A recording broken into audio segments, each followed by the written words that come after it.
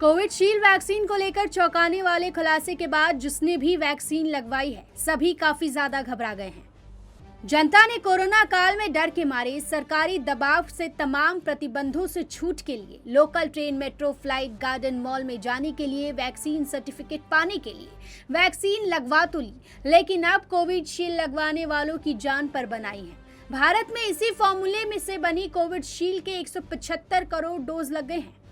Oxford AstraZeneca ने British court में यह स्वीकारा है कि उनकी वैक्सीन से ब्लड क्लॉटिंग होती है। आसान भाषा में कहे तो इससे हार्ट अटैक, ब्रेन स्ट्रोक और प्लेटलेट्स गिरने का खतरा हो सकता है। इस वैक्सीन को दुनिया भर में कोविशील्ड के नाम से जाना जाता है और कोविशील्ड के नाम से बेचा गया। इसके बाद वे लोग चिंतित हो गए हैं जिन्होंने कोविशील्ड वैक्सीन के टीके लगवाए थे।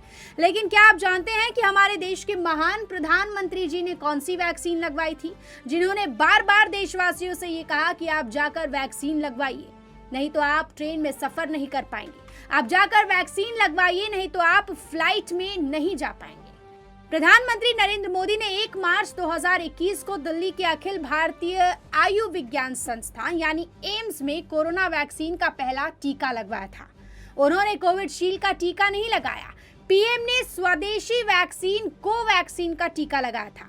इस दौरान उन्होंने सोशल मीडिया पर अपनी एक तस्वीर भी साझा की थी। पीएम मोदी को टीका लगाने वाले नर्सों ने बताया था कि पीएम ने भारतीय और भारत बायोटेक द्वारा बनाई गई कोवैक्सीन की डोज ली थी। इसके बाद उन्होंने अप्रैल में ही इस वैक्सीन की दूसरी डोज ले ली। सवाल ये उठता है कि बिना जांच पड़ताल के आखिर देशवासियों की जान को खतरे में क्यों डाला गया। कोविशील्ड वैक्सीन अगर खतरनाक थी तो भारत में कोविशील्ड की वैक्सीन को लगाने की मंजूरी क्यों दी गई। और एक चौंकाने वाला आंकड़ा ये भी है कि भारत में सबसे ज्यादा लोगों ने कोविशील्ड की वैक्सीन ही लगवाई है। जब कोवैक्सीन बनाई गई तब इस पर काफी सवाल उठे थे, लेकिन फिर दुनिया के कई एक्सपर्ट्स ने इस वैक्सीन को कारगर बताया। व्हाइट हाउस के मेडिकल एडवाइजर एंथोनी फाउजी ने भी माना था कि कोवैक्सीन कोरोना के वेरिएंट यानी इंडिया के डबल म्यूटेंट वेरिएंट को बेअसर कर सकती है। भारत बायोटेक द्वारा बनाई गई कोवैक्सीन का एफिकेसी रेट 78% माना गया था। क्लिनिकल स्टडीज के मुताबिक कोवैक्सीन इन्फेक्शन और डेथ रेट के जोखिम को 100% तक कम कर सकती है।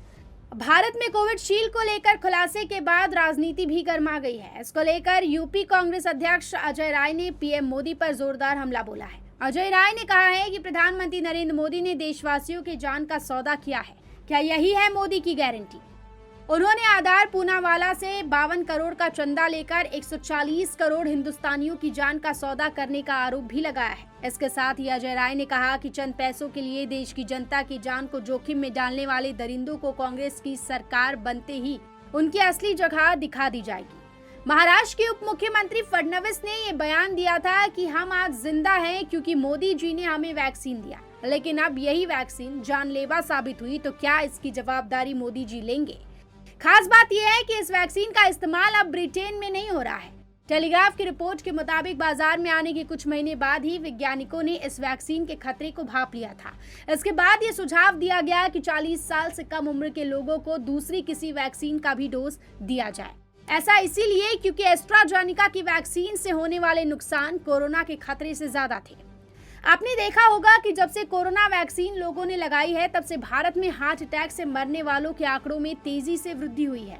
किसी को नाचते नाचते हार्ट अटैक आ जाता है तो किसी को बाइक चलाते चलाते, तो कोई जिम करते करते हार्ट अटैक से मर जाता है।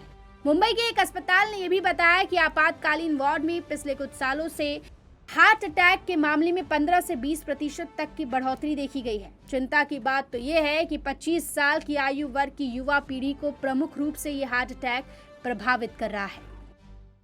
Bureau report, metro Mumbai.